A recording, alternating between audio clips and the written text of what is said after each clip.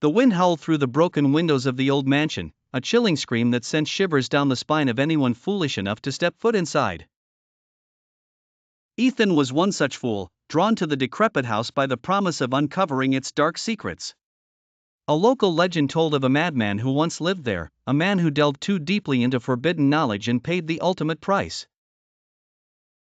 Behind the cracked and faded wallpaper, there were said to be hidden messages, desperate pleas for help scrawled by those he had ensnared. Ethan had heard the stories but dismissed them as nothing more than the overactive imaginations of small-town folk.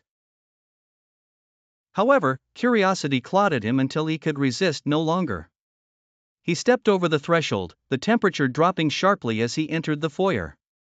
Dust and cobwebs coated every surface, but it was the overpowering sense of unease that truly gnawed at him. It felt as if unseen eyes tracked his every move. Every creak of the floorboards, every whisper of the wind, seemed amplified in the oppressive silence.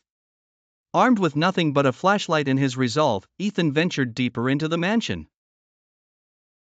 He discovered rooms filled with decaying furniture, remnants of a life long abandoned. But it was the basement that called to him, a place where the air grew colder and the sense of dread thicker. As he descended the creaking stairs, the light from his flashlight flickered, casting distorted shadows on the damp walls. Ethan's breath came in shallow gulps, each step forward an act of bravery or folly. Reaching the bottom, he found a door partially ajar, an eerie blue light seeping through the crack. With a trembling hand, he pushed it open. The room beyond was unlike anything he had imagined. Strange symbols adorned the walls, glowing faintly with an unnatural light. In the center of the room stood an ancient, ornate mirror.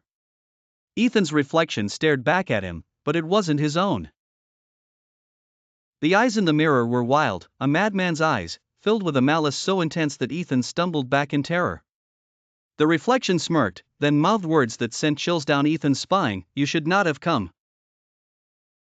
Panicked, Ethan turned to flee, but the door slammed shut with a deafening bang.